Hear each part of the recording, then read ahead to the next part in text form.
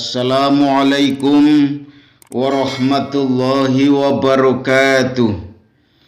Alhamdulillahi rabbil alamin. Wassalatu wassalamu ala ashrafil anbiya'i wal mursalin Sayyidina wa maulana Muhammadin wa ala alihi wa sahbihi ajma'in, amma ba'du. Kaum muslimin yang dirahmati Allah, pertama dan utama marilah kita senantiasa memanjatkan rasa tasyakur binikmatillah, sehingga atas karunia Allah yang diberikan kepada kita masih diberi beberapa kenikmatan oleh Allah Subhanahu wa Ta'ala. Salah satunya adalah nikmat yang tak terhingga, yaitu nikmat sehat dan nikmat sempat. Kedua nikmat itulah mari kita syukuri dengan ucapan Alhamdulillahi Rabbil Alamin. Salawat serta salam semoga tetap terlimpah curahkan kepada baginda Rasulullah Sallallahu Alaihi Wasallam, Nabi yang kita nanti-nantikan syafaatnya besok pada hari Yaumal Qiyamah. Allahumma amin. Kaum muslimin rahimakumullah, umat Islam telah diwajibkan untuk mengerjakan sholat 5 waktu, yang pada saat itu Rasulullah Sallallahu Alaihi Wasallam pada bulan Rajab Rasulullah langsung dipun timbali wonten ngarsanipun Allah ketika Allah memberikan wahyu masalah bacaan Al-Quranul Karim. Allah hanya nimbali lewat malaikat Jibril. Tetapi pada saat Allah Subhanahu wa Ta'ala mau memberikan kewajiban sholat 5 waktu, Allah tidak mengutus kepada malaikat Jibril, tetapi memanggil Rasulullah Sallallahu Alaihi Wasallam untuk sowan dateng ngarsanipun Allah. Ini artinya apa? Berarti ibadah sholat adalah ibadah yang tidak bisa ditinggalkan.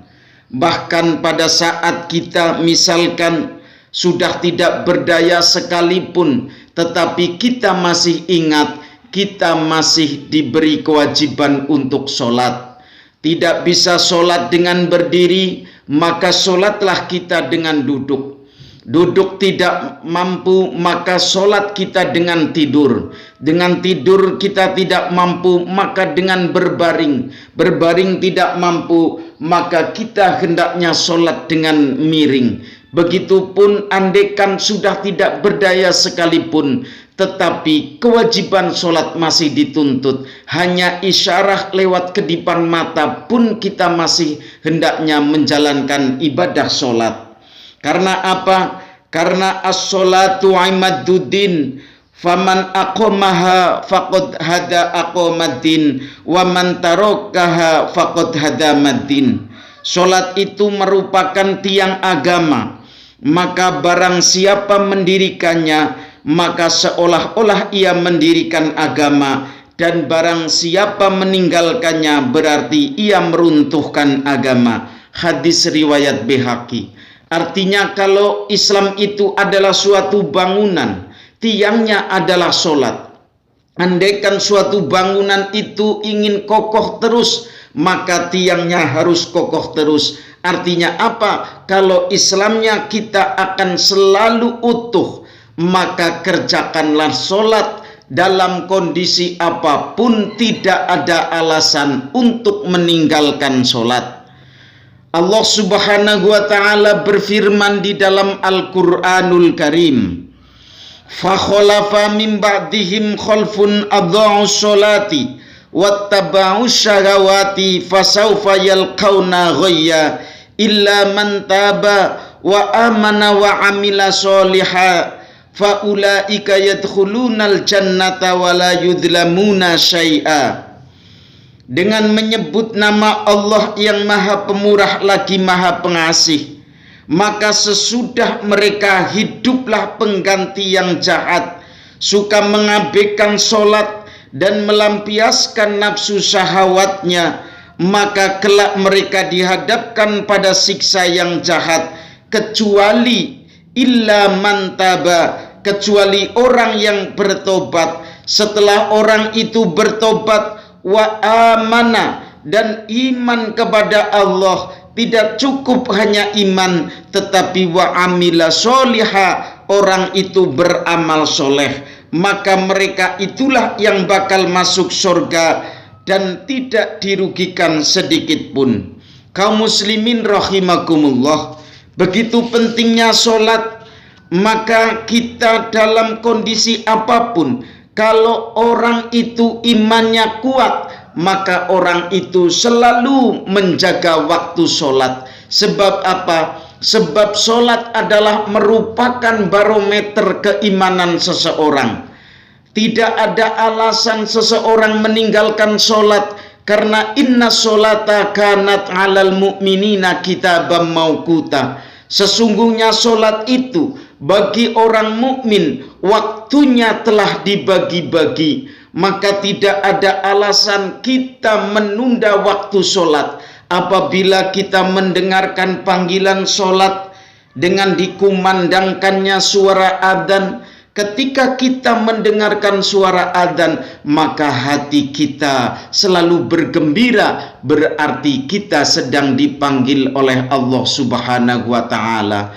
Tetapi kadang aneh, ketika orang itu mendengarkan suara adzan, maka jawabnya, kayaknya adzan yang tadi belum lama, kok ini adzan lagi. Ini yang mengakibatkan seolah-olah orang itu dibebani yang begitu berat dengan adanya panggilan sholat. Karena itu kadang manusia lebih memperhatikan panggilan manusia daripada panggilannya Allah Subhanahu wa Ta'ala. Karena itu bayi yang baru lahir pun ketika lahir di dunia ini, sebelum mendengarkan apapun, maka bayi itu dikumandangkan suara adzan di telinga yang sebelah kanan. Artinya apa? Sebelum bayi itu mendengarkan apapun yang ia rekam, maka kalimat suara adzan yang hendak diperdengarkan kepada bayi itu. Karena apa? Supaya ketika sudah dewasa, ketika sudah balik, maka orang itu mendengarkan suara adzan langsung teringat menuju Allah Subhanahu wa Ta'ala, menuju tempat ibadah. Maka jangan sekali-kali menganggap bahwa sholat adalah suatu beban. Maka sholat anggaplah suatu kebutuhan seorang hamba untuk menghadap kepada Sang Khalik. Nabi Muhammad SAW bersabda, man hafadhu 'alaiha kanat lahu nuron wa burhanan wa najatan yaumal qiyamah, wa lam yuhafidh 'alaiha lam yakun lahu nurun wala burhanun wala najatun, wa kana yaumal qiyamati mangaqorun wa fir'aun wa haman wa Ubay bin Khalaf. Siapa aktif melakukan sholat, siapa yang aktif memelihara waktu sholat, maka kelak di hari kiamat sholatnya bakal menjadi cahaya. Ketika orang itu dikumpulkan pada saat yaumal qiyamah, orang itu wajahnya penuh bersinar, penuh mengeluarkan cahaya. Karena apa? Akibat mau menunaikan sholat dan menjaga sholat. Bukan hanya cahaya, penunjuk dan jaminan keselamatan atas baginya. Itulah orang-orang yang menjaga sholat. Tetapi sebaliknya, man tahawana bis sholati, barang siapa yang mengabaikan sholat berjamaah, ngaqobahullahu ta'ala bithnata asyarata baliyatan, maka Allah akan menimpakan 12 macam cobaan yang membahayakan dirinya. Thalathun fid dunya, yang 3 ada di dunia, wa thalatun indal maut, yang 3 orang itu akan diberikan cobaan pada saat menghadapi syakaratul maut. Wa thalathun fil qabri, dan 3 cobaan itu akan ditimpakan pada saat orang itu ada di dalam kubur. Wa thalathun yaumal qiyamah, dan cobaan yang ketiga adalah pada saat orang itu menghadapi hari kiamat. Wa thalathun Yang ketiga adalah pada saat orang tersebut menghadapi hari kiamat itu sangat berat. Yang ketiga, fal ula yarfa'ullahul barakata min kasbihi wa rizkihi. Cobaan yang pertama, usaha dan rizkinya tidak diberkahi oleh Allah Subhanahu wa ta'ala. Artinya apa? Orang itu mengadakan usaha, orang itu sedang berdagang, tetapi jauh daripada keberkahan. Karena apa? Orang itu mengabaikan sholat berjamaah, sehingga usahanya jauh dari keberkahan. Kemudian yang kedua, cobaan yang sangat berat yang menimpa di dunia adalah wathaniyatu yanzangu minhu nuras solihin.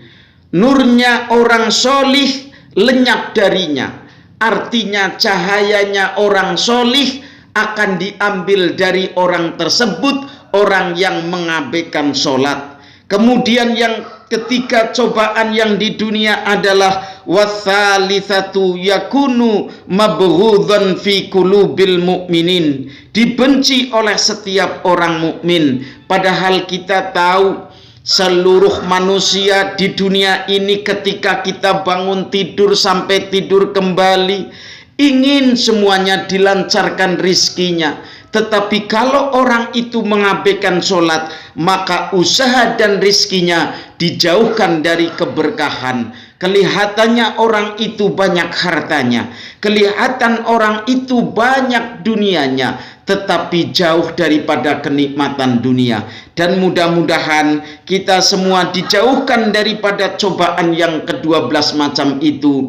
Dan insya Allah akan kita lanjutkan tentang keterangan 12 cobaan yang akan menimpa bagi orang yang mengabaikan sholat. Terima kasih atas perhatiannya. Mohon maaf atas kesalahannya. Sampai jumpa pada acara dan gelombang yang sama. Usikum wa nafsi bitaqwallah wal afu minkum. Wassalamu alaikum warahmatullahi wabarakatuh.